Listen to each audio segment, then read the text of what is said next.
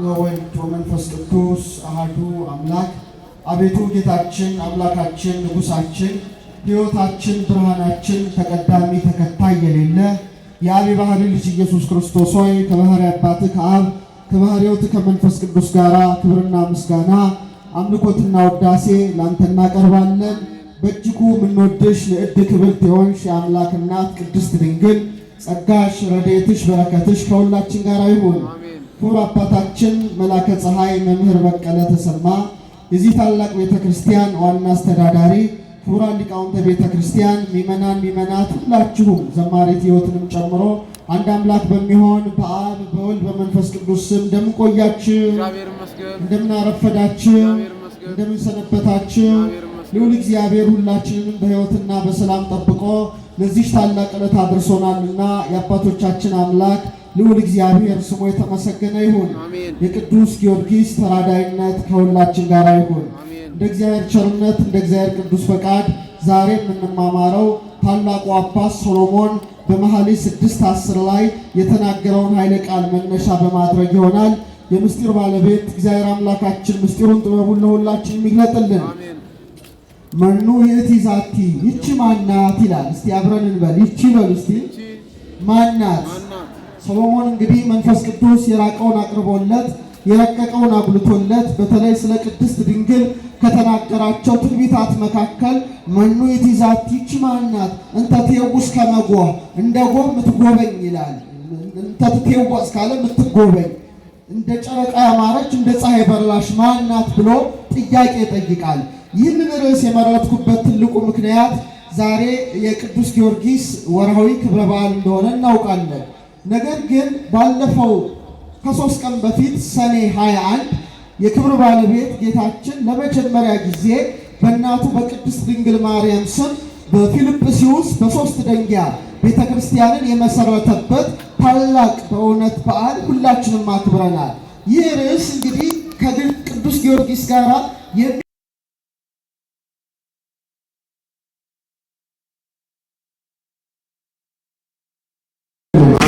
ታሪክ የተከናወነው እመቤታችን ባረገች በ4ኛው ዓመት ሲሆን ጌታችን የሞቱትን ሐዋርያትን ሰብስቦ አስነስቶ ያሉትን ሰብስቦ በ3 ደንጊያ ወርዱን ቁመቱን ለክቶ ቅዳሴ ቤቷን አክብረዋል። ይህ ማለት ከእርገቷ በኋላ የተከናወነ ከፍልሰቷ በኋላ የተከናወነ ነው። ለመጀመሪያ ጊዜ ግን የመጀመሪያዋ ቤተ ጸሎት የተሰራችው የቅዱስ ጊዮርጊስ የከበረ አጽሙ ባለበት በሊዳ ከተማ እንደሆነ እነግራቸዋለሁ። በጣም አስደናቂ የሊዳ ከተማ አስቀድማ በቅድስት ድንግል ማርያም የተባረከች እንደነበረች የቤተ ክርስቲያን ታሪክ ጸሐፍት ጽፈዋል። ይኸውም ሐዋርያት ለጊዜው ከሞተ እስጢፋኖስ በኋላ በቅርብ ባሉት ቦታዎችን አስተምረዋል። ለምሳሌ ቅዱስ ጴጥሮስና ቅዱስ ዮሐንስ ሊዳ በምትባል በኋላ ቅዱስ ጊዮርጊስ በተወለደባት እንደገና ደግሞ የከበረ አጽሙ ባረፈባት ቦታ አስተምረዋል። ማንና ማን? ጴጥሮስና ዮሐንስ ናቸው። እንግዲህ ሲያስተምሩ ፍልስጤም ናት፣ ፓለስታይን ናት፣ አሁን ደግሞ እስራኤል ግዛት ውስጥ ናት። ባስተማሩ ሰዓት በርካታ ምዕመናን በክርስቶስ ያምናሉ። ወዲያው ሐዋርያት በተለይ ጴጥሮስና ዮሐንስ በቅድስት ድንግል ማርያም ስም አንድ አነስተኛ ቤተ ጸሎት ይሰራሉ። እመቤታችን ያን ጊዜ ገና በኢየሩሳሌም ነበረች። መጨረሻ ጴጥሮስና ዮሐንስ ሄዱና ቅድስት ድንግልን በአንቺ ስም ቤተ ጸሎት ሰርተናል፣ እመቤታችን መተሻችን ቦታ ትባርካት ዘንድ እንለምንሻለን ይሏታል። እመቤታችን ምን አለቻቸው? ሂዱ እኔ እመጣለሁ አለቻቸው።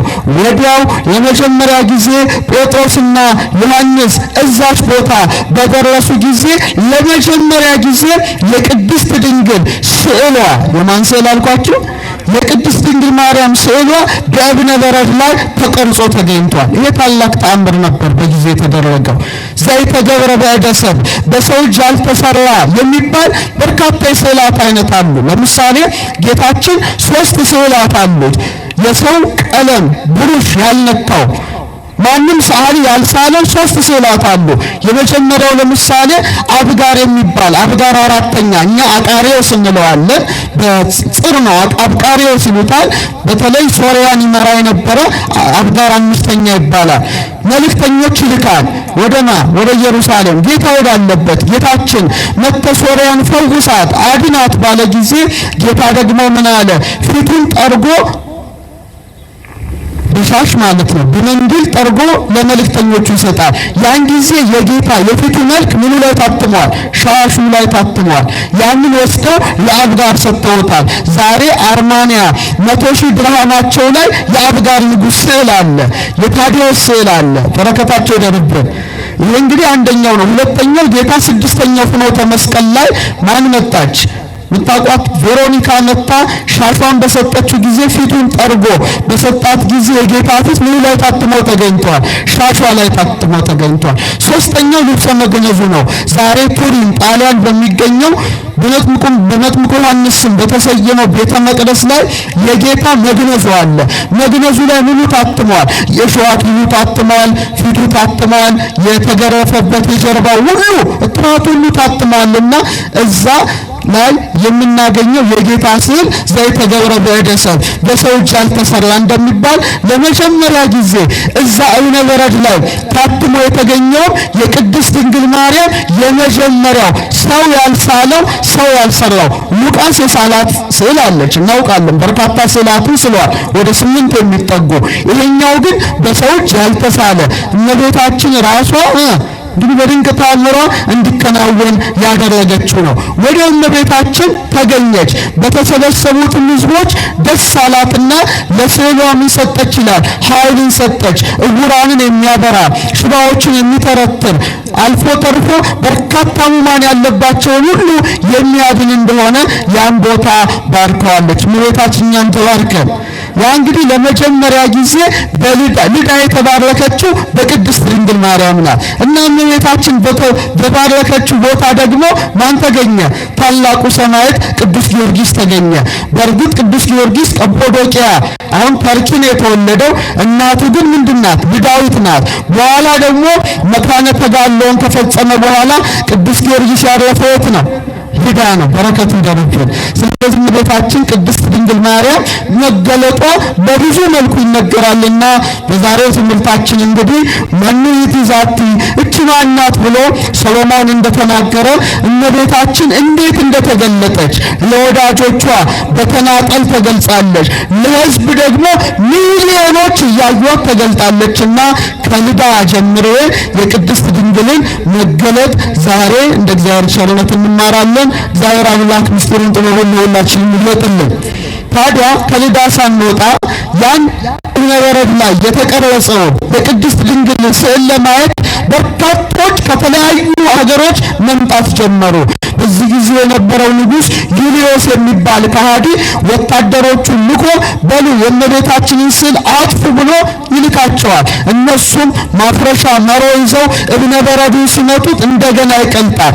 እንደገና ደግሞ ያፈረሱት እየሞላ መጨረሻ ሲያቅታቸው ያንን ቦታ ለቀው ሄደዋል። አመስግናት እመቤታችን። ይህ ታላቅ ተአምር ነው። ይህ እንግዲህ ከፊልጵስዩስ በፊት የተከናወነ ድንቅ ተአምር ነው። ፊልጵስዩስ ካደረገች በኋላ ነው።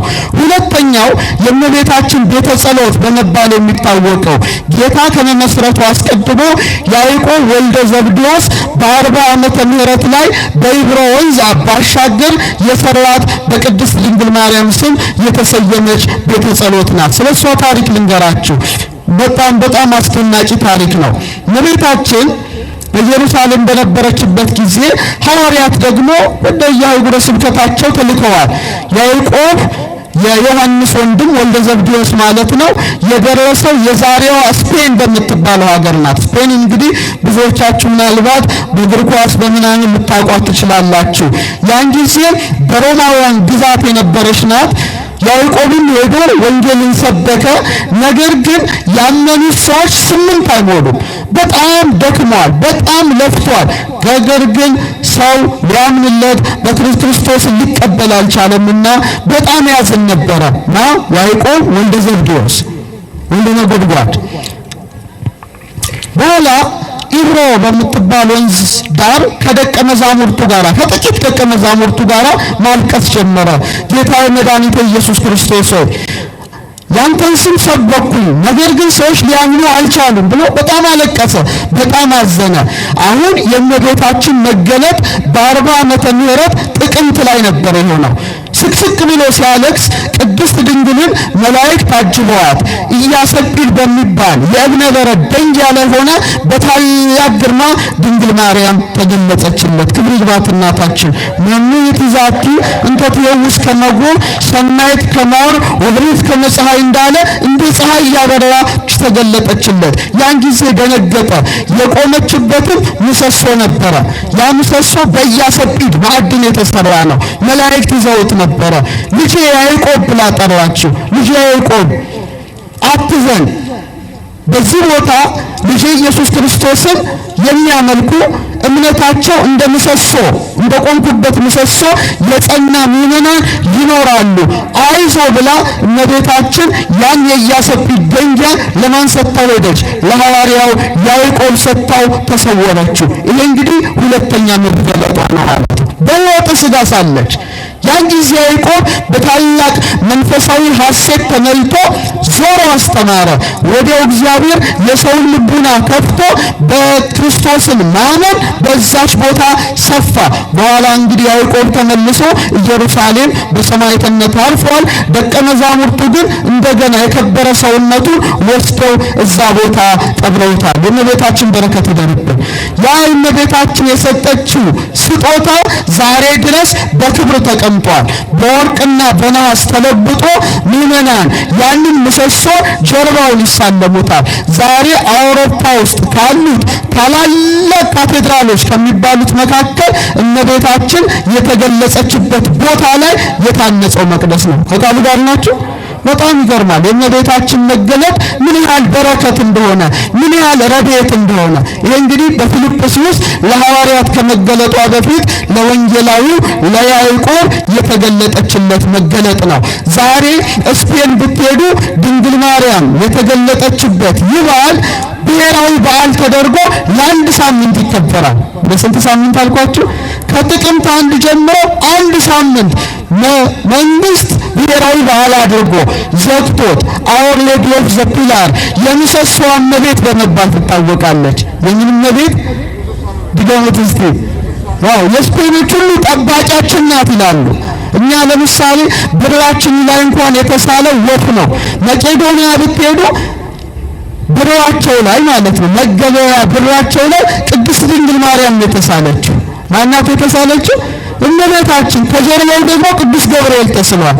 እኛ እኮ ያሬድን መሳል ሲገባል ላሊበላን መሳል ሲገባል ሞት እርግብ ስናደርግ ይኖር ነው። ቀበሮ ምናምን ስናደርግ ይኖር ነው። የሰማችሁ? በጣም ይገርማል። እና ለአንድ ሳምንት ትልቅ በዓል ይደረጋል። በመጀመሪያው ቀን በርካታ ምዕመናን በብዙ ሺዎች የሚቆጠሩ ለእመቤታችን አበባ ይዘውላት ይመጣሉ። ምን ይዘውላት ይመጣሉ? በጣም የተለያዩ ህብር ያላቸው አበባ ይዘው የቅድስት ድንግል ማርያም ስዕል አውጥተው ያከብራሉ። በነጋታው ደግሞ ፍራፍሬ ያመጣሉ፣ ለነዳያን ይመጸውታሉና በጣም ደማቅ የሆነ ክብረ በዓል ለአንድ ሳምንት በእመቤታችን ስም በስፔን ይደረጋል። ያ ማለት ምንድነው? እመቤታችን ለያዕቆብ ስለተገለጠች ዛሬ ስፔኖች ምን ይላሉ? ድንግል ማርያም ናት የኛ ጠባቂ ብለው ያምናሉ። ይሄ እኮ በጣም ነው የሚገርመው። እነሆ ከዛሬ ጀምሮ ትውልድ ሁሉ ምን ይለኛል? ብፅዕት ይሉኛል ብላለች። እና እኛ ብቻ ምናከብራት እንዳይመስላችሁ፣ መላው ዓለም ቅድስት ድንግልን ያከብራል፣ ያገናል። በዓለ ፍልሰቷን ለምሳሌ ልጥቀስላችሁ። በዓለ ፍልሰቷ ነሐሴ 16 እኮ ወደ 16 የሚጠጉ ሀገራት ብሔራዊ በዓል አድርገው ስራ ዘግተው ይላሉ። እኛ እንኳን አናደርግ 16 ሀገራት እነ ፈረንሳይ እነ ብዙ በተለይ አውሮፓ ሀገር በዓለ ዕርገቷን በጣም በደመቀ መልኩ ነው የሚያከብረው። ስለዚህ እመቤታችን እንዲህ አድርጋ መገለጧ በረከት ሆኖ ሰላም ሆኖ ዓለም እስኪያልፍ ድረስ ምዕመናን እየተባረኩበት ይኖራሉና ለእኛም ለኢትዮጵያውያን በረድኤቷ ትገለጥልን እመቤታችን። አመስግናት እናታችን ወላዲተ አምላክ። ቀጥሎ የፊልጵስዩስ መገለጥ ነው። ያ ሰኔ 21 ላይ በስፋት ስለተማራችሁት ያንን አላነሳም። እስቲ እንሻገር። እመቤታችን ለብዙ ወዳጆቿ ተገልጣለች። በታሪክ ግን የተጻፈው በግለሰብ ደረጃ የተገለጸችው ከእርገቷ በኋላ ለጎርጎሪዮስ ዘኒዮቂሳርያ ነው። ጎርጎሪዮስ ዘኒዮቂሳርያ በ3ኛው ክፍለ ዘመን ማለትም ከ230 ዓመተ ምህረት ላይ የነበረ ነው። ይህ ታሪክ አባቶቻችን የኢትዮጵያ መተርጉማን ሊቃውንት የቅዱስ ጳውሎስ መልእክታትን ሲተረጉሙ የጎርጎሪዮስ ዘኒዮቂሳርያ ወይም ገባሬ መንክራትን ታሪክ በትርጓሜ ላይ ጽፈዋል። ጎርጎሪዮስ ዘኒዮቂሳርያ በጣም የናጠጡ ሀብታሞ ቤተሰቦች ነበሩት። ነገር ግን ጣዖት ያመልኩ ነበረ። ግን እግዚአብሔር መቼም ጳውሎስን ሲጠራው እንደጠራውና ብርሃነ ዓለም እንዳሰኘው ጎርጎሪዮስም በእስክንድርያ ካሉ ስመጥር ሊቃውንት ተማረ፣ ነገረ መለኮት አጠና። በኋላ በክርስቶስ አምኖ ተጠመቀ። በኋላ ወደ ሀገሩ ሲመለስ ንጽሕናውን፣ ቅድስናውን፣ ሊቅነቱን አይተው ኒዮቂሳርያ ላይ ሾሙት፣ ኤጲስቆጶስነት ሾሙት። ይህ ጎርጎሪዮስ ኤጲስቆጶስነት ከተሾመ በኋላ በዘመኑ ከፍተኛ የሆነ የሃይማኖት ክርክር ነበረ። የምን ክርክር ነበረ? የሃይማኖት ክርክር ነበር። በጣም ከፍተኛ የሆነ በተለይ ምስጢረ ሥላሴ ላይ ሥላሴ አንድም ሦስትም ናቸው። ግን ሥላሴን እያበላለጡ በጣም ብዙ ጭቅጭቅ ተነሳና ይጨነቅ ነበረ። መቼም አንድ አባት በጎቼን ጠብቅ፣ ግልገሎቼን፣ ጠቦቶቼን ጠብቅ የሚል አደራ ተሰጥቶታል። ሁሉም የቤተ ክርስቲያን አባት በጎቼን አለ እንጂ በጎችን አላለም። ጠቦቶቼን አለ እንጂ ጠቦቶችን አላለም ክርስቶስ። ግልገሎቼን አለ እንጂ ግልገሎችን አላለም። ምክንያቱም ምእመናን የማን ገንዘቦች ናቸው? የክርስቶስ ገንዘቦች ናቸው። በዚያ ላይ የተሾሙ ደግሞ ማን ናቸው? ካህናት ናቸውና እንቅልፍ አጥቶ ይጸልይ ነበረ፣ ያዝን ነበረ፣ ያለቅስ ነበረ። ከዕለታት ባንዳቸው አልጋው ላይ አርፎ ስለ ምስጢረ ሥላሴ እያሰበ በነበረበት ሰዓት ታላቅ የሆነ ብርሃን በነበረበት ክፍል ላይ በራ። በጣም ብርሃኑ ደማቅ ነበረ። አይኖቹን ሲከፍት 2 ሰዎችን ይመለከታል። ስንት? ድገሙት እስኪ ስንት? የመጀመሪያው አረጋዊ ነው። ሁለተኛዋ ግን እንደ ፀሐይ የምታበራው የአምላክ እናት ቅድስት ድንግል ነበረች። ዮሐንስን አስከትላ ነው የመጣችው። ማንን? ዮሐንስ ወንጌላዊ። በጣም ቤታችን በረከቱ አይደረብም እና ደነገጠ፣ ወደቀ። አነሳችሁ እመቤታችን ምን አለችው ለወንጌላዊ ዮሐንስ? በል ለዚህ ኤጲስቆጶስ ምስጢረ ሥላሴን አስተምረው አለችው እመቤታችን። የሰማችሁ ነው? ምስጢረ ሥላሴን አስተምረው። ዮሐንስ ነባቤ መለኮት ምስጢረ ሥላሴን ምስጢረ ሥጋዌን በወንጌሉ ላይ የጻፈ በመጀመሪያ ቃል ነበረ፣ ቃልም በእግዚአብሔር ነበረ፣ ቃልም እግዚአብሔር ነበረ። ወከማሁ ቀዳሚው ቀዲሙ በእግዚአብሔር ቤቱ ይህም አስቀድሞ በመጀመሪያ በእግዚአብሔር ዘንድ ነበረ ያለው ዮሐንስ ለጎርጎሪዮስ ምስጢረ ሥላሴን ገለጠለት። ለእኛም ይግለጥልን ያለ ገለጠለት። ወዲያው እመቤታችን ጎርጎሪዮስን ባርከው ዮሐንስን ባርኮት ከሱ ተሰወሩ። ከዛ ወዲያው ብራና አምጥቶ ወረቀት አምጥቶ ጻፈው። ማን ያስተማረው? ዮሐንስ ወንጌላዊ ያስተማረው። ይሄ በቴዎሎጂ ምን ይባላል? ዘግሪጎሪ ክሪድ ይባላል። የጎርጎሪዮስ የሃይማኖት መግለጫ ማለት ነው። በኋላ በኒቅያ 318 ሊቃውንት በተሰበሰቡ ጊዜ ከጎርጎሪዮስ ወስደዋል። ተመልከቱ። እመቤታችን ምስጢረ ሥላሴን ለዮሐንስን አዛ ጎርጎሪዮስ እንዲማር እንዳደረገች በእኛም በእውነት አእምሮውን ልቡን በልቡናችን ድንግል ማርያም ትሳልብን። በጣም የሚገርም ነው። ከዛ በኋላ ጎርጎሪዮስ አንድነትን ሦስትነትን አስተማረ።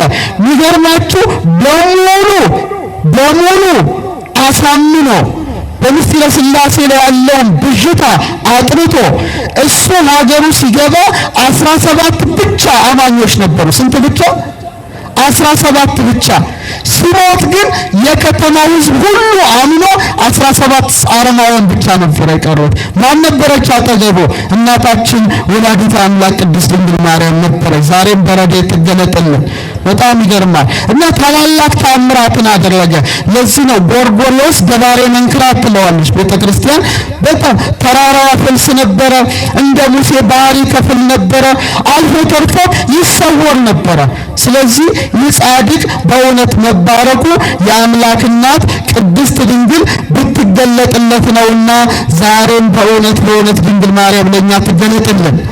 ጎርጎርዮስ ዘኑሲስ የተባለ የቅዱስ ባስልዮስ ዘቂሳርያ ወንድም ይህን ታሪክ ጽፎታል። እመቤታችን ቅድስት ድንግል ማርያም ተገልጣ ዮሐንስ ወንጌላዊ አስተምሮት የኛ የቀደመው ጎርጎርዮስ የጻፈልን ምስጢረ ሥላሴ ከሰማይ የተቀዳ ሰማያዊ መልእክት ነው ብሎ ጎርጎርዮስ ዘኑሲስ እመቤታችን ለጎርጎርዮስ ገባሬ መንክራቱ ዘቂሳርያ መገለጧን እማኝ አድርጎ ጽፏል። ይህ እንግዲህ የመጀመሪያው እመቤታችን በተናጠል ደረጃ በቅዱስ ደረጃ የተገለጠችው መገለጥ ነው። በእኛም ደረጃ ይገለጥልን። በመቀጠል በተናጠል ደረጃ እመቤታችን የተገለጠችው ለአባታችን ለቅዱስ ኤፍሬም ነው። ለማን ነው? ሁላችሁም እንግዲህ ውዳሴ ማርያም መቼም ትጸልያላችሁ። ከ306 እስከ 373 ዓመተ ምህረት የነበረው የመንፈስ ቅዱስ እንዚራ የተባለው የሶርያውያን ፀሐይ የተባለው የኤዴሳው ምሁር የተባለው ማን ነበረ? ኤፍሬም ሶርያዊ ነበረ።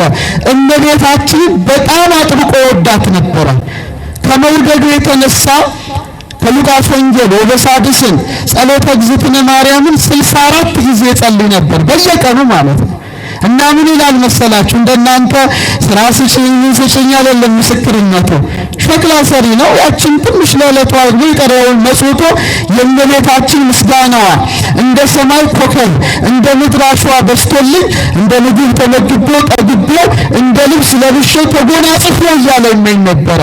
በጣም ስለሚወዳት ያገኘውን ሁሉ በወላዲተ አምላክ በቅድስት ድንግል ማርያም ስም ይመጸውት የነበረ ታላቅ ሊቅ ነው።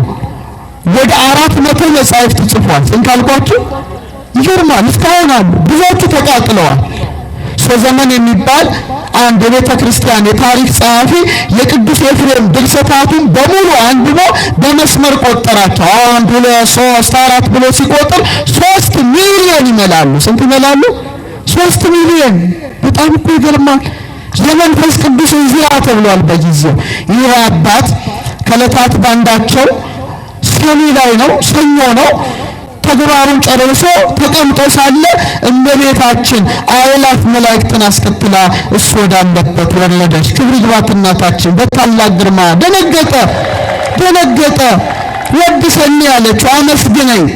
ለዚህ ምስክር የሆነው ያሬድ ነው። ቅዱስ ያሬድ በተለይ ኤፍሬምን አይቶታል። በአካለ ነፍስ እመቤታችን ይዘው መጣ። በመዋሥዕት መጽሐፉ ላይ ምን አለ? እዛ ሊቃውንቱ ነው ሲያደርሱ ምን ይላል? ሆረት ማርያም ሀበ ኤፍሬም ወትቤሎ ተወድሰኒ ሊተሃቤ ከመሻይኩ። ማርያም አለች ኤፍሬም ጋር ሄዳ ታመሰግነኝ ዘንድ መጣሁ አለችው ይላል። መዋሥዕት ላይ ነው የተጻፈው። ወይ ሌላ ኤፍሬም ለማርያም ኤፍሬምም ማርያምን አላት አንሰ ይክወድሶተኪ፣ እኔ አንቺን ማመስገን አልችልም፣ አንደበቴ ኮልታፋ ነው አይችልም ይላታል። እሷ ደግሞ ምን አለች ይላል ያሬድ እኮ ነው። ካይበት ወለ ማርያም እሞሙ ለሰማዕት፣ የሰማዕታት እናታቸው ማርያም ዳግመኛ እንዲህ አለችው ወድሰኒ ሊተ በከመ አለቦ ከመንፈስ ቅዱስ፣ መንፈስ ቅዱስ እንዳሳሰበ አመስግነኝ አለችው። ቆመ ኤፍሬም ወጸለየ ይላል ሀበ እግዚአብሔር። ኤፍሬምም አለ ቆሞ ወደ እግዚአብሔር መጸለይ ጀመረ። መንፈስ ቅዱስ ላክልኝ ካለ በኋላ ውዳሴ ማርያም ዘነብብ የማርያምን ውዳሴ እናገር ዘንድ ብሎ ተማጸነ ብሎ ቅዱስ ኤፍሬም ያሬድ አባታችን መዋሥዕት ላይ ጽፎታል። አመስግኑ ደስ ይላል። እመቤታችን ባርኪኝ አለ። ባርክኒ በረከተ ወልዴ ወአቡሁ መንፈስ ቅዱስ ይድር ወላይሌከ። ዛሬ እኔና እናንተ ምንጸልየው ሰአሊ ለነ ቅድስት እያልን ምንማጸናት የዛች ዕለት ቡራኬ ነበረች። ማክሰኞ ደግሞ ትመጣለች። ኤልያስን ይዛ ኢያሱን ይዛ ዳዊትን ይዛ ትመጣለች። የመመኪያችን ዘውድ የድኅነታችን መጀመሪያ የንጽህናችን መሰረት ብሎ ያመሰግናታል። ባርካው ትሄዳለች። ረቡዕ ትመጣለች አእላፍ መላእክትን አስከትላ። በሦስቱ ሰማያት ያሉ መላእክት ንድ ነሽ ክብርት ነሽ ይላሉ እያለ ያመሰግናታል። ባርካው ትሄዳለች። ሐሙስ ትመጣለች ነቢያትን ይዛ ንደሳት ሰፍሮባት በንደሳት ተከባ ቅርንጫፎቿ ሳይቀጣጠሉ ሙሴ ያያት ዕፀ ጳጦስ አንቺ ነሽ ይላታል። ባርካው ትሄዳለች። ዓርብ ትመጣለች። መርገመ ሥጋ መርገመ ነፍስ የሌለብሽ በረከተ ሥጋ በረከተ ነፍስን የምታድሪ ከሴቶች ተለይተሽ የተባረክሽ ነሽ ይላታል። ቅዱሳት አንስትን አስከትላ ስለመጣች ባርካው ትሄዳለች። ቅዳሜ ደግሞ እያበራሽ ትገለጣለች። ንጽሕት ወብርህት ብርህት ነሽ ጽግብት ነሽ ይላታል። እሑድ ደግሞ መንፈቀ ሌሊት መጣ ቀስቅሰው በላመስግነኝ ትለዋለች። አቤት ወዳጅነት! አያስቀናም? ከዚህ የበለጠ ለክርስቲያኖች የሚያስቀና ነገር ምንድን ነው? የአምላክን እናት ፊት ለፊት ከማየት በሷ ከመባረክ ምስጋናውን ወድሰኒ አመስግነኝ ከማለት የበለጠ ጸጋ ይኖራል? ኧረ መልሱ፣ አይኖርም። የእመቤታችን መገለጥ እንዲህ ያለ በረከት ይዞ ይመጣል። ያ መገለጧ ነው ዛሬ በረከቱ ተርፎ ዕለት ዕለት ኦርቶዶክሳዊት ተዋሕዶ ቤተክርስቲያናችን ውዳሴ ማርያምን ሳታደርስ ታድራለች እንዴ? አታድርም። ምእመናን ልጆቿን ዕለት ዕለት ሰአሊ ለነ ቅድስት እያሉ ድንግል ማርያምን መማጸናቸው የውዳሴ ማርያም በረከትን ማግኘታቸው እመቤታችን በመገለጧ ነው። ዛሬም በረድኤት ትገለጥልን። እሷ መገለጥ በረከት አለው፣ ሰላም አለው፣ ፍቅር አለው። አመስግኗት፣ አትሰስቱ። ሌላው እንግዲህ ይህ በአራተኛው ክፍለ ዘመን የተደረገ መገለጥ ነው። ትልቁ መገለጥ ደግሞ በሀገራችን በኢትዮጵያ የተደረገው ከ505 እስከ 571 ዓመተ ምህረት የነበረው ቅዱስ ያሬድ የተገለጠለት መገለጥ ነው። ይሄ ደግሞ ወደ ሀገራችን ኢትዮጵያ ሶሪያ ነው ኤፍሬም ጋር። ወደዚህ ስትመጡ ደግሞ ቅዱስ ያሬድን ታገኙታላችሁ። ይሄ ታላቅ ማህሌታይ አርያማዊ ዝማሬን ቀድቶ ያመጣ ዋይ ዜማ ዘሰማይኩ በሰማይ እመላእክት ቅዱሳን ብሎ የዘመረ በግዕዝ በዕዝል በአራራይ ሥላሴን ያመሰገነ ይህ ታላቅ የዜማ ሊቅ ማይኪራ በምትባል ቦታ ተቀምጦ ሳለ ድንግል ማርያም መጣች። ማን መጣች? ድንግል ማርያም መጣች። በድንገት ነው የመጣችው።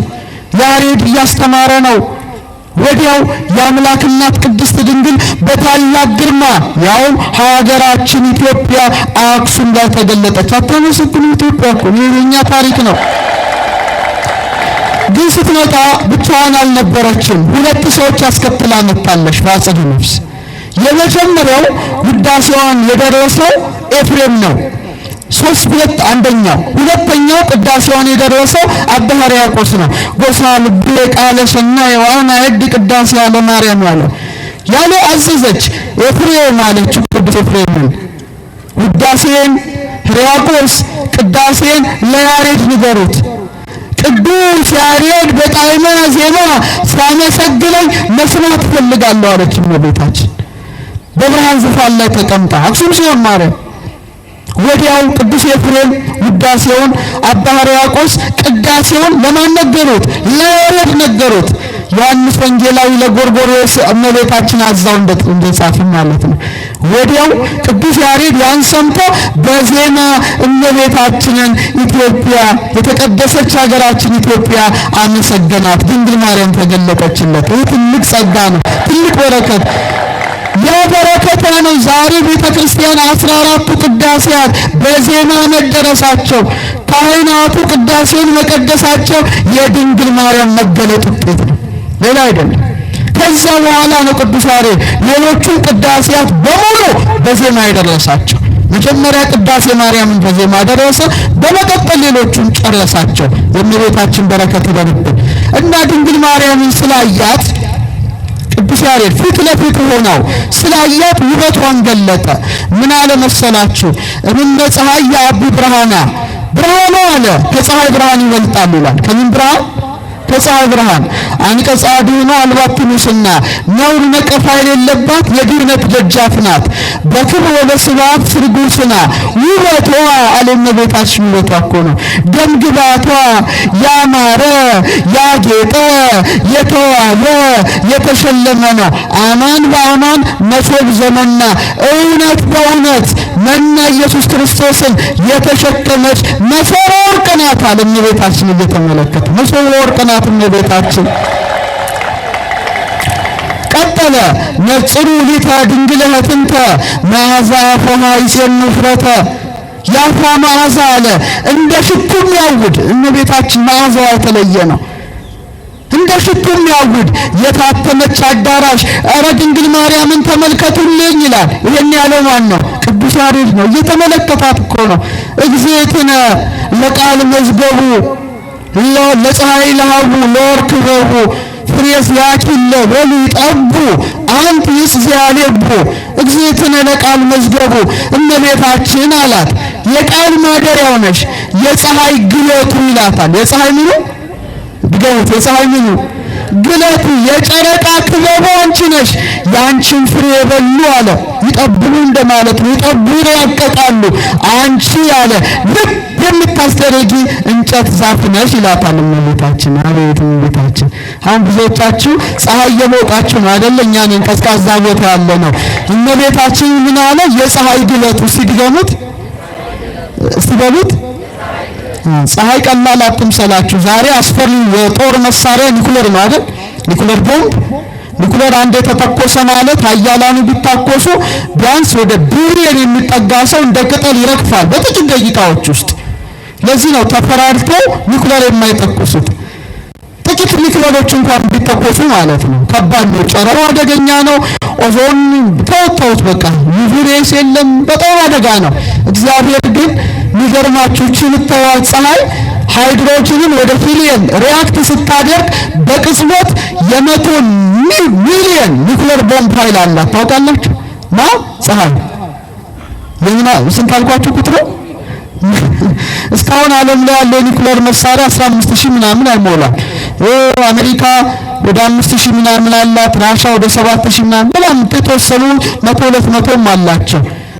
100 ሚሊዮን ኒኩለር ቦምብ በቅጽበት ውስጥ ሃይድሮጅንን ወደ ሂሊየም ለውጦ ፀሐይ ውስጥ ተቀምጧል። የ3 ደቂቃ ኃይሏ ምድር ላይ ቢወርድ የምድር ሰከንድ ቅርጥ የ3 ሰከንድ ኃይሏ ምድር ላይ ቢወርድ የምድር ውቅያኖሶች ወዲያው ይተናሉ። አንድ ለ3 ደቂቃ ብትጨምር የመሬት ክረስት ሙሉ ለሙሉ በደቂቃ ውስጥ ይጠፋል። የምን ኃይል ነው ያልኳችሁ?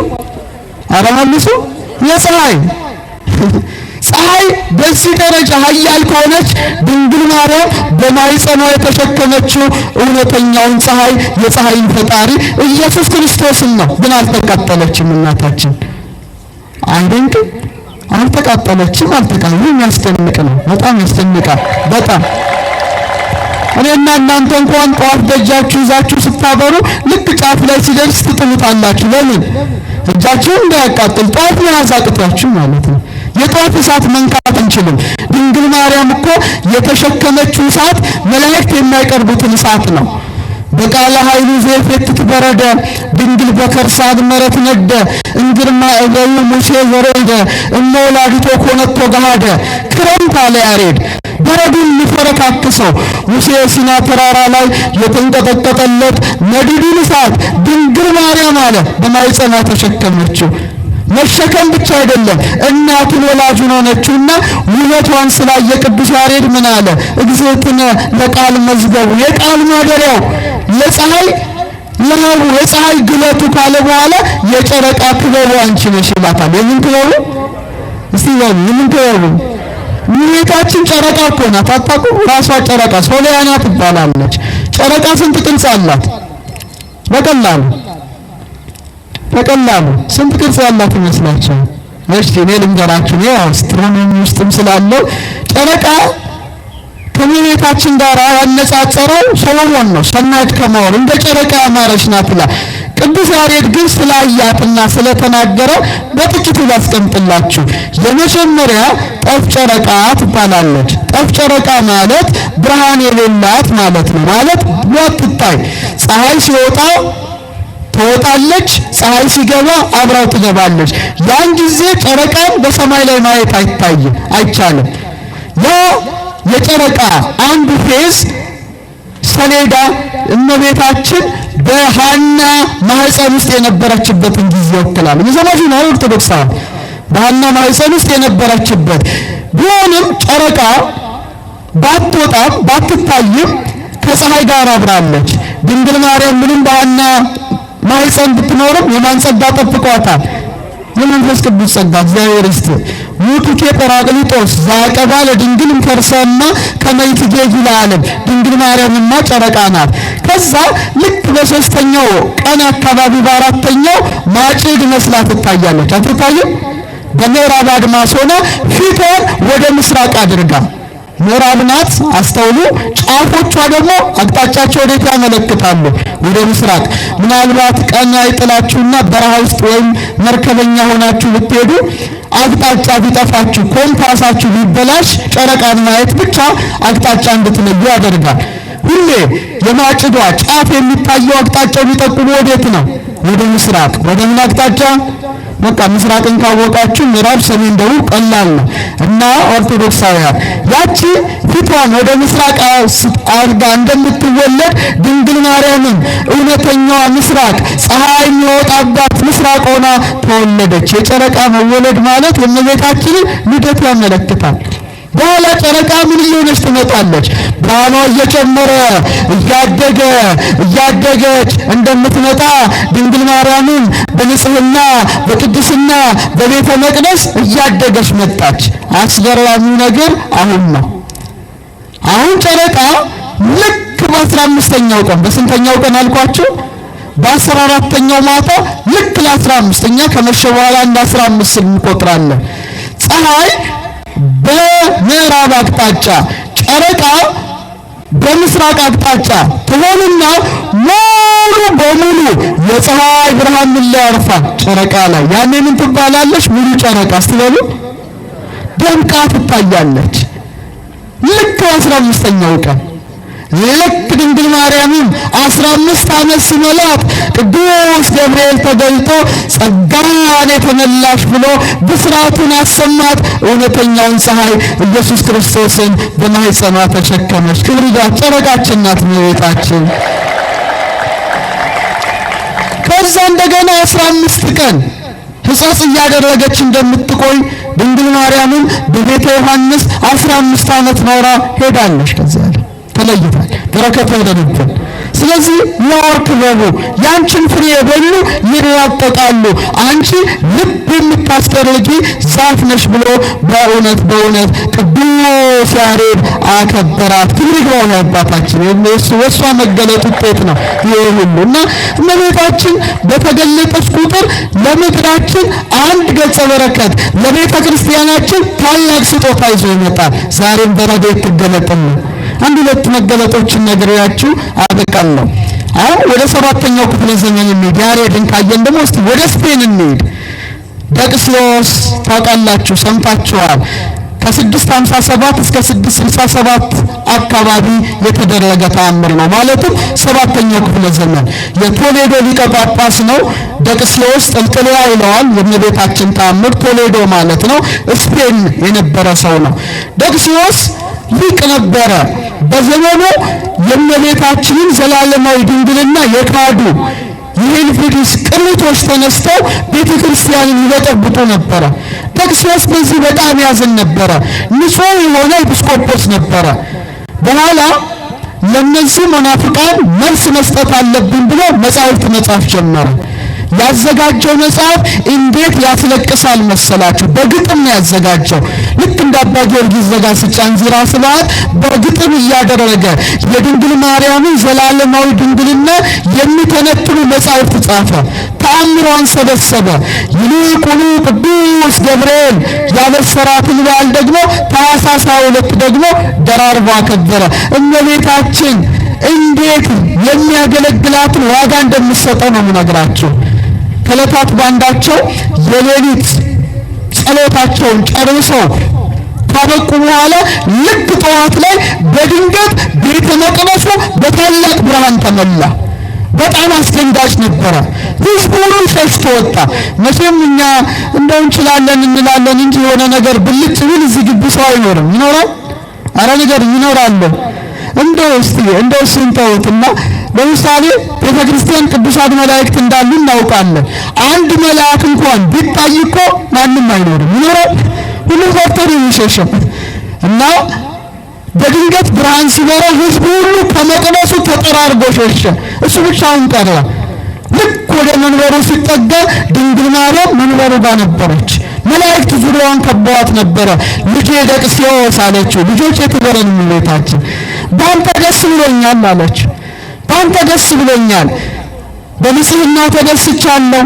የኔን ዘላለማዊ ድንግልና ለመመስከር በጻፍኩት መጽሐፍ እጅግ ደስ ብሎኛል። እኔም ሰማያዊ ስጦታ ልሰጥ መጥቻለሁ ብላ እጅግ የተለየ መንበር ወመቀመጫና እጅግ የተለየ ሰማያዊ ልብስ ሰጠችው። ለእኛም ትስጠን እመቤታችን። በረከቷ ረድኤቷ ብዙ ነው። በጣም ስጦታ ነው። ለኒቆላዎስ አጽፍ ለደቅስዮስ ወንበር ወትሰይም ዮሙ መላእክተ መላእክት አድርገሽ ገዥ አለቃ አድርገሽ በምድር ላይ ትሾሚያቸዋለሽ። የሾም የክርስቶስ እናት ናት። ማንም አይቀመጥባትም ካንተ ውጭ ያለችው እመቤታችን። እሱም ያችን ልብስ ለብሶ ሥርዓተ ቅዳሴ ሲያከናውን ኖረ። በኋላ ግን ከሱ ቀጥሎ የተሾመው ደግሞ አይ እኔም ከደቅስዮስ በምን አንሳለሁ ልቀመጥበት አለ። ኧረ ተው አይቻልህም አሉት። ተቀመጠ፣ ልብሷን ለበሰ። እዚያው ልክ እንደ ዖዛ ተቀስፎ ሞቷል። የሰማችሁ ነው። ያቺ አሁን እመቤታችን ደቅስዮስን ያነጋገረችበት ቆማ ያነጋገረችበት ቦታ እስካሁን ድረስ በክብር ብዙ ሺህ ምዕመናን እየሄዱ ይጎበኟታል። ስፔን ነው። የት ነው አልኳችሁ? ስፔን ሀገር ነው። በጣም የሚገርም ነው። በረከት ያደርግልን። ብዙ መገለጦች እመቤታችን አድርጋለች። በተለይ ደስ የሚያሰኛችሁ በአብዛኞቹ መገለጦቿ ላይ ደግሞ ቅዱስ ጊዮርጊስ አብሯት ነበረ። ማን ነበረ? እስቲ አመስግኑት። ሰማዕት። አዎ ደብረ ምጥማቅ ላይ በተገለጠች ጊዜ ለ5 ቀናት አስቀድሞ የሚመጣው ማን ነበረ? በእጅጉ የምትወዱት የሰማዕታት አለቃ ቅዱስ ጊዮርጊስ ነበረ። አመት በርቂ በደብረ ምጥማቅ 5 ዕለታተ ትምህርተ ገጽኪ ይራይ እስከ ይትነሳ ዘመተ የሞተው እስኪነሳ ድረስ አላት። ማርያም በደብረ ምጥማቅ በተገለጽሽ ጊዜ ምን ያህል ደስ ታሰኝ። በቀን የታየው አለ የፍቅርሽ አበባ ይቅርና ሌሊት በሕልሙ ያየሽ ሰው ምስጉን ነው ይላል አባ ጽጌ ድንግል። እመቤታችን እንዴት እድለኞች ናቸው። ሺዎች ነበሩ የሚያዩት ለ5 ተከታታይ ቀናት። ከዛ የባሰ መገለጥ ግን እነግራቸዋለሁ። በጣም አስገራሚ የቅርብ ነው የምነግራቸው። ይህን ሲሰሙ መቼም መንፈሳዊ ቅናት ያድርባቸዋል። ልክ ጊዮርጊስ ይመጣል ነጭ ፈረሱ ላይ ሆኖ ኮቴውን ይሰማል። የፈረሱ እነ መርቆሬዎስ ይመጣሉ። ሕዝቡ ሁሉ ምድር ላይ ሆኖ ሰማይ ያለው ይመስለዋል። በቃ ይጮሃል። ደብረ ምጥማቅ ትመላለች። ለብዙ ዓመታት ተገልጣ መጨረሻ ላይ በቃ ግብጽ በክርስትና ልትጥለቀለቅ መሆኑን አይተው ፈርተው ደብረ ምጥማቅን አቃጠሏት። ንጉሥ ባርሳባ ይባላል ያቃጠላት። በዚህ ጊዜ አቡነ ዮሐንስ 11ኛው በጣም አዝነው ለአፄ ዘርዓ ያዕቆብ ኢትዮጵያ መልእክት ላኩ። ምን አይነት መተሳሰር ፍቅር ነበረ! ደብረ ምጥማቅ ድንግል ማርያም ጊዮርጊስን መርቆሬዎስን አስከትላ የምትመጣበት ብዙ ሺህ ምዕመናን የሚያዩት ቦታ ተቃጠለች ብለው ለአፄ ዘርዓ ያዕቆብ ሲልኩ ንጉሡም በእጅጉ ለማዘን ታላቅ ጸሎት እንዲደረግ አድርጎ ሰሜን ሸዋ እመቤታችን ትገለጥበት በነበረችው መታሰቢያ ተጉለት ላይ ዛሬ ጻድቃኔ ማርያም ተብላ የምትጠራዋን ደብረ ምጥማቅን አሳነጸ። ደስ ይበላችሁ። በረከቷ ገባ ማለት ነው። ይህ በጣም አስገራሚ ነው። መቼም የደብረ ምጥማቁ ግንቦት 21 ተምራችኋል። እኔ ግን ባጭሩ በዚህ 5 ደቂቃ ውስጥ 2 መገለጦች በ20ኛው ክፍለ ዘመንና በ21ኛው ክፍለ ዘመን የተደረገውን እነግራችኋለሁ። የቅርቡን አንደኛው 1917 ዓመተ ምህረት ላይ ነው። ስንት አልኳችሁ? እንደ አውሮፓ ዘመን አቆጣጠር 1917 ላይ የመጀመሪያው ዓለም ጦርነት በነበረበት ሰዓት በጣም ባስጨናቂው ሰዓት፣ በጣም ባስፈሪው ሰዓት ፖርቹጋል እመቤታችን ተገልጻለች። 70 ሺህ ሰው ነው ያያት። ስንት አልኳችሁ?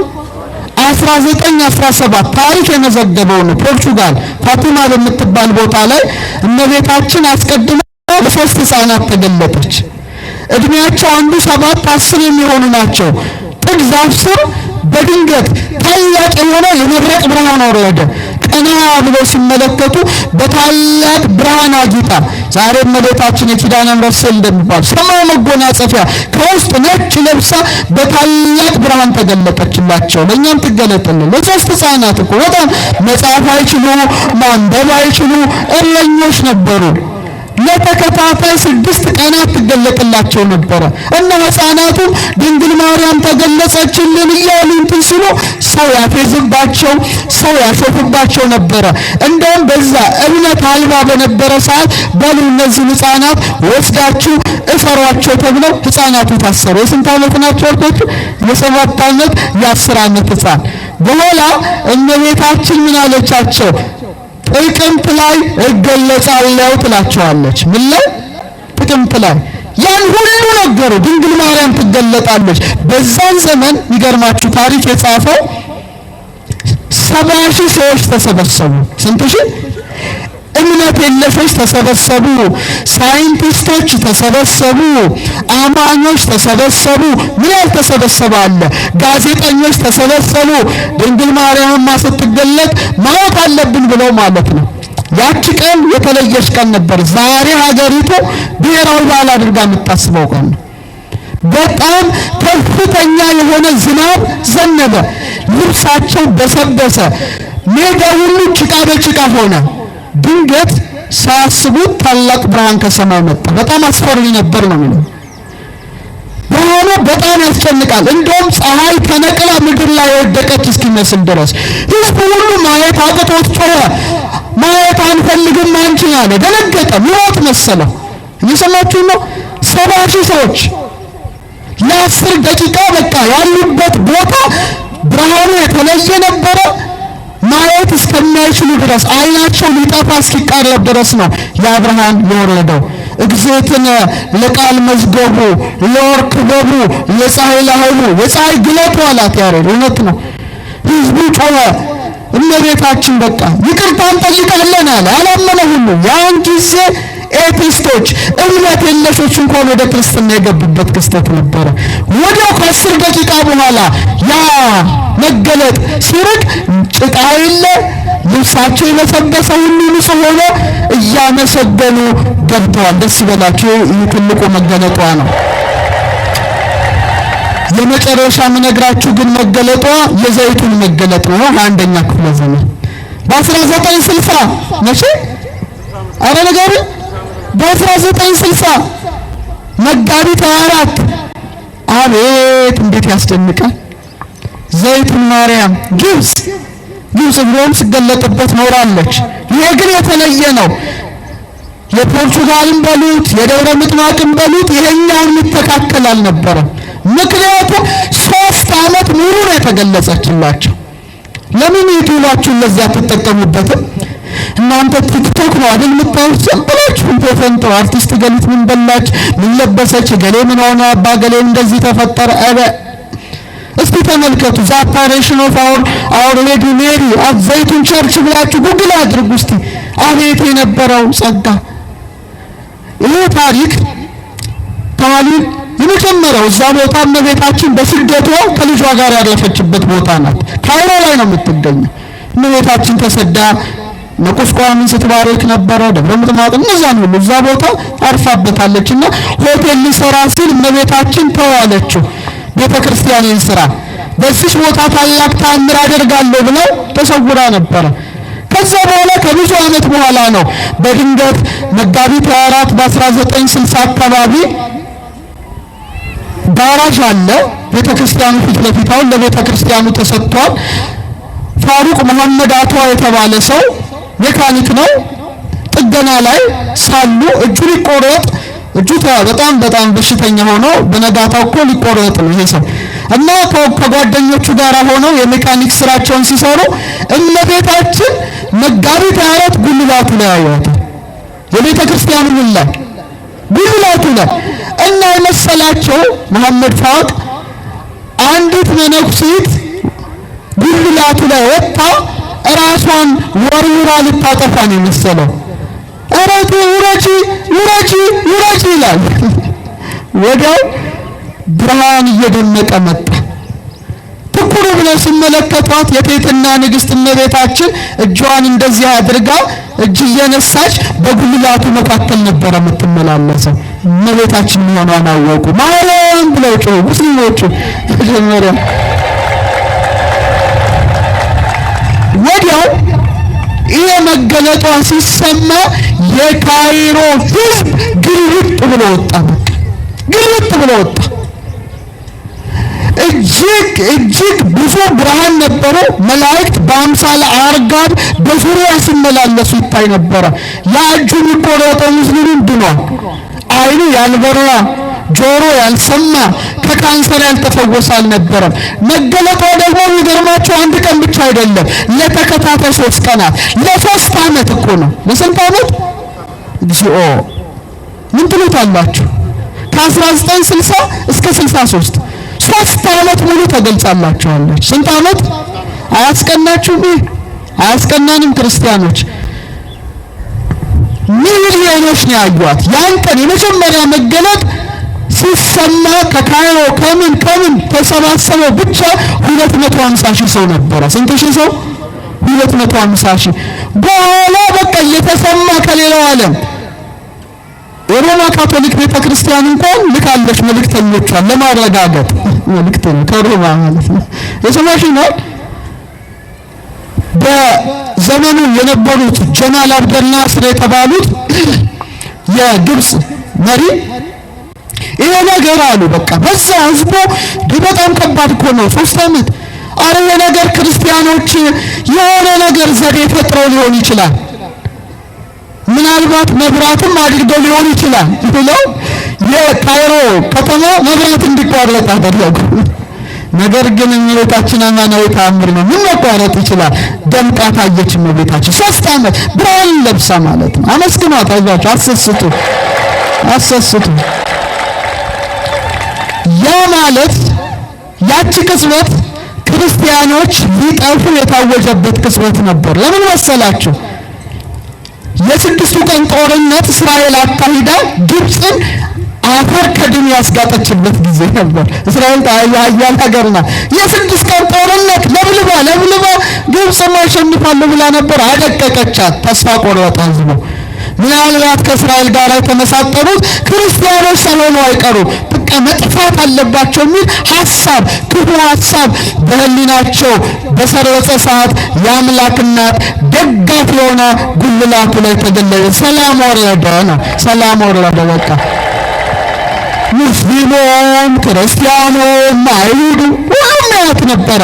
ቃል አትናገርም፣ በዝምታ ብቻ ዝምታ ግን ስትመላለስ ስታይ ነበረ። 3 ዓመታት ሙሉ እኮ ነው። ብፁዕ ወቅዱስ አቡነ ቄርሎስ 6ኛ ይህ ተአምር አማናዊ ተአምር መሆኑን በሲኖዶስ ደረጃ ታይቶ የተደረገው ተአምር የካንሰሩ ስንት መንተኛ ነው የተፈወሰው። ህመም የሚባል ቦታ አልነበረውም በዛ ሰዓት። አጽድቀው ያ ታሪክ የሚገርማችሁ ዘኒውዮርክ ታይምስ ፖስት ላይ ሁሉ አለ። እሱ ብቻ አይመስላችሁ፣ የተነሱትን ፎቶዎች ኢንተርኔት ላይ የተሰበሰበ ህዝብ አቤት! እና እመቤታችን ለእኛም በረድኤት ትገለጥልን። ኢትዮጵያ እንደዚህ በብዙሃን ደረጃ ተገልጣ አይታወቅም። ለቅዱሳን ተገልጣለች፣ ለሚያርግ ተገልጣለች። እንደዚህ ደግሞ ደብረ ምጥማቅ አካባቢ ደግሞ ሚሊዮኖች እያዩት ተገልጣለች። እና እኛንን የቀረነው መሰለኝ አይደል?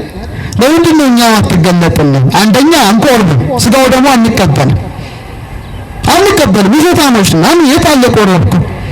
እዛ ቅዳሴ ተቀድሶ ስጋው ደግሞ ሳይቀበል የሚወጣ የለም። ምንሰማችሁ? አያስቀናም ወጣቶች።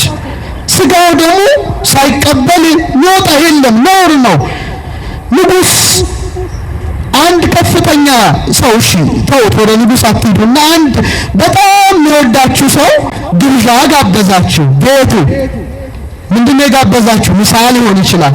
ምሳ ጋብዟችሁ አሰናድቶ ድግሱን ሁሉን መጠጡን መብሉን አዘጋጅቶ ቤቱ ሄዳችሁ አንበላም አንጠጣም ብላችሁ ብትመለሱ ያዝናል አያዝንም? ኧረ መልሱ። ክርስቶስ ድግስ ደግሶ ስጋውን ደሙን አቅርቦ አንበላም እያልን በአመፀኝነት የምንሄድ ህዝቦች እኮ ነው። ውሸታሞች ነው። ደግሞ ሰው ስናማ መች በላ ነው መች ጠጣ ነው ክርስቶስን መች ተዋሃደ? እዛ ቀኖና ሲሰጥ አንድ ቀኖና ስርዓት ልንገራችሁ። እኛ ግን ጾም፣ ጸሎት፣ ስግደት ይሰጣል፣ ጥሩ ነው። እዛ ግን ሁሉም ስለሚቆርብ አንድ ሰው ኃጢአት ሰርቶ መምህረ ንስሐው ጋር ሄዶ ይፍቱኝ አባቴ እንዲህ ኃጢአት ሰርቻለሁ ካለ ከባዱ ቀኖና 2 ሳምንት ስጋው ደሙ እንዳትቀበል ይባላል። ስንት ሳምንት? ለዛ ሰው ሞት ነው። 2 ሳምንት ክርስቶስን ሳይበላ ሳይጠጣ አንድ ክርስቲያን። ኧረ ከባድ ነው። ከባድ ቀኖና ነው። አትቁረብ ከተባለ አለቅ በቃ ሞትና ህይወት ነው። እነዛች ሳምንት ብሞት ብሎ ያስባል። ልክ እናንተ ሆሳና መጣችሁ ፍታት እንደምትፈቱት ማለት አንድ ቀን ማለት ነው። ተሰብስበው እግዚኦ ማለት ክርስቲያኖች 2 ሳምንት ለምንድን ነው ብዬ ጠየቅኩ። ደጋግሜ ሄጃለሁ እዛ። ለምንድን ነው እንደዚህ ስል ድንገት በሰማዕትነት ብንሞት አሉ። መስማችሁ ነው። እዛ ሁሉም ጥንቁቅ ነው። የክርስቶስ ወታደር ነው። አንዱ አክራሪ መጥቶ ይገላቸዋል።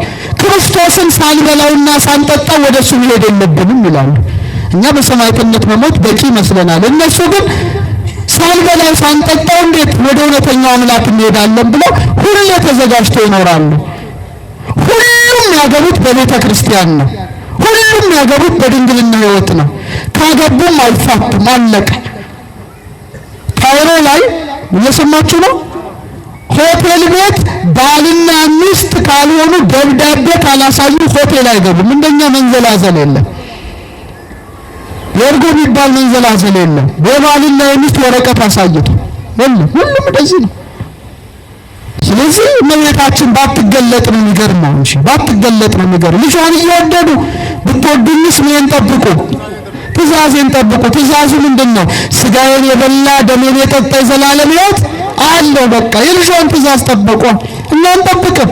ሽማግሌ አሮጊቱን ምን ጉድ ነው? መጨረሻ ሊሞቱ ሲሉ አፋቸው እንደዚህ ተከፍቶ ኧረ አይዘገምንም? አፉ ተከፍቶ መጨረሻ ዘመኑ ላይ ንስሐ አባት አምጥቶ እንዴት ነው የሚሆነው? ስለዚህ መቁረብ መቻል አለብን። ንስሐ መግባት መቻል አለብን። ከክርስቶስ ጋር መዋሃድ አለብን። ያን ጊዜ ነው ሀገራችን የምትባረከው። እኛ ሁሌ እናለቅሳለን። መቼ ራሳችን ተስተካከልን? መቼ ተስተካከልን? መቼ ንስሐ ገባን? መቼ ከክርስቶስ ጋር ተዋሃድን? ክርስቶስ ሳይዋሃደን ደግሞ አፋችን መክፈቱ አይቻልም፣ አይሆንም። ስለዚህ እመቤታችን የምትወደን እመቤታችን የምትባርከን ከልጇ ቅዱስ ሥጋ ክቡር ደም ጋራ ብንዋሃድ ነው። ጊዮርጊስ የሚደሰተው፣ ሰማዕታት ሁሉ የሚደሰቱት ያን ጊዜ ፍጹም ምሕረት፣ ፍጹም ሰላም፣ ፍጹም በረከት ሀገራችን ላይ ይወርዳል። ከዛ ውጪ እያስቀደስን ዝም ብለን ሽልክ እያል ቅዳሴ ጠበል ላይ እየተጋፋን ምንኖር ከሆንን ትክክለኛ አካሄድ አይደለም። የሰማችሁ ነው ክርስቲያኖች። ስለዚህ በእውነት ንስሐ ገብተን ቅዱስ ሥጋውን ክቡር ደሙን ተቀብለን ሌሎቹ በአምላክ እናት በተባረኩበት በረከት እኛም እንድንባረክ አምላካችን ይፍቀድልን። ያስተማረን የመከረን አምላክ ክብርና ምስጋና አምልኮትና ውዳሴ ለስሙ ይሁን። እመቤታችን ትባርከን፣ ቅዱስ ጊዮርጊስ ይባርከን። እግዚአብሔር ከሁላችን